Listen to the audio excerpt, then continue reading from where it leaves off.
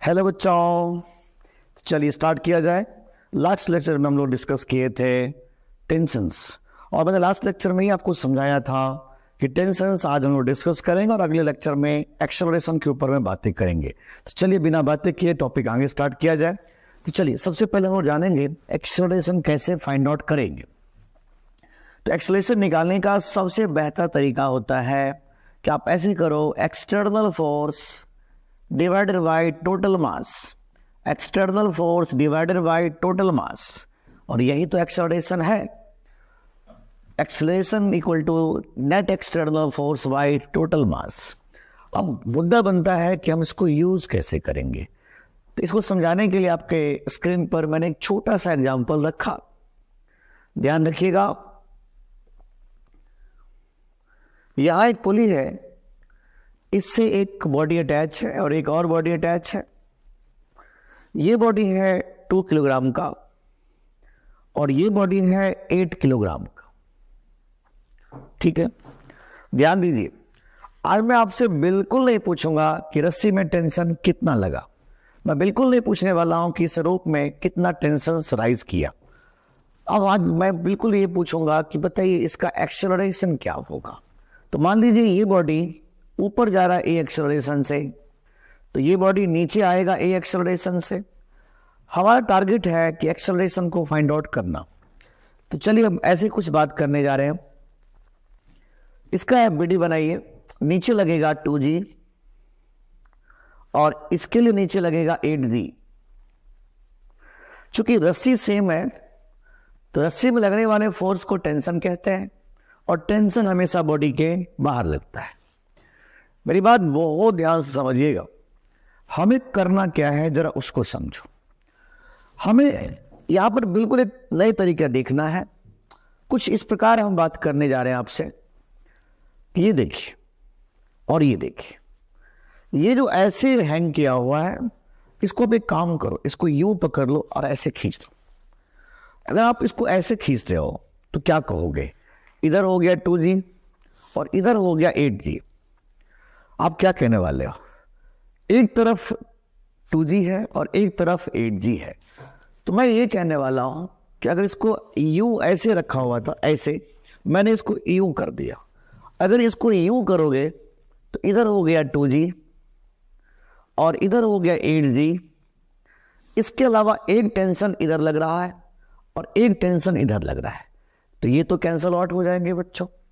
तो सोचो एक पल के लिए, इस पर लगने वाले नेट फोर्स किसके बराबर होगा। तो आपका जवाब होगा 8G minus 2G, 8G minus 2G। तो इसका मतलब इस पर लगने वाले जो नेट फोर्स हो जाएगा 8G माइनस 2G हो जाएगा। यही तो नेट फोर्स है, divided by total mass, divided by total मास। तो बताएं यहां पर टोटल मास कितना होगा। 8 + 2 मतलब 10। The value of acceleration is 6G/10। मैं तो आपको पहले बता चुका हूं कि मेरे क्लास में G का वैल्यू 10 लीजिए। 9.8 होता है वैसे, लेकिन आप 10 लेके सॉल्व करो तो G से 10 कट जाएगा। तो मैं कह सकता हूं एक्सेलरेशन इज 6 मीटर पर सेकेंड स्क्वायर। उम्मीद करता हूं आपको समझ में आ रहा होगा।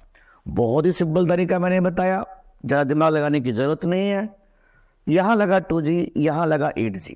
यू पकड़ो और ऐसे खींच दो, यू पकड़ो ऐसे खींच दो। आप समझ में आ रहे हो, ऐसे लटका हुआ था, यू पकड़िए, इसको ऐसे खींच दीजिए। अब ऐसे खींच देंगे तो क्या हुआ, इधर 2G इधर 8G, और ये टेंशन हो गया एक तरह से इंटरनल फोर्स की तरह काम करने लगा। तो नेट फोर्स जो होगा बच्चों कितना होगा, 8G minus 2G, it is the net force and acceleration is net force divided by total मास। बस सॉल्व कर दिया, निकल गया। हमें बस प्रैक्टिस की जरूरत है बच्चों। याद रखिएगा कि जनरल मैकेनिक्स बहुत प्रैक्टिस मांगता है। जनरल मैकेनिक्स में कोई थ्योरी नहीं होता, बस उसको अप्लाई करना होता है। इसलिए खूब सारे क्वेश्चन को अप्लाई करेंगे। आज कम से कम हम लोग बच्चे 15 क्वेश्चन के आसपास सॉल्व करेंगे ताकि हमारा लेवल ऑफ थिंकिंग और बढ़ जाएगा। तो चलो बिना बातें किए स्टार्ट करें। अगले क्वेश्चन की तरफ आइए। सामने स्क्रीन पर एक छोटा सा क्वेश्चन आ गया बच्चों। सामने स्क्रीन पर एक छोटा सा क्वेश्चन है। एक बॉडी है 2 किलोग्राम का और एक बॉडी है 4 किलोग्राम का। ठीक है, बहुत अच्छा जी। अब मैंने पूछा कि ये बताइए कि एक्सेलरेशन क्या होगा। बहुत सिंपल, नीचे क्या लगाएंगे आप 2g, और इसके लिए नीचे क्या लगाएंगे आप 4g। मुझे जल्दी जल्दी बताइए कि यहां रस्सी कितने हैं, तो कहोगे सर रस्सी तो सिर्फ एक है। रस्सी में लगने वाले फोर्स को टेंशन कहते हैं, रस्सी में लगने वाले फोर्स को टेंशन कहते हैं, और टेंशन हमेशा बॉडी के बाहर ही लगता है, टेंशन हमेशा बॉडी के बाहर लगता है। मैं कहता हूं ये बॉडी ऊपर जा रहा है और ये बॉडी नीचे आ रहा है, तो बस मैंने पूछा कि बताइए एक्सेलरेशन क्या होगा।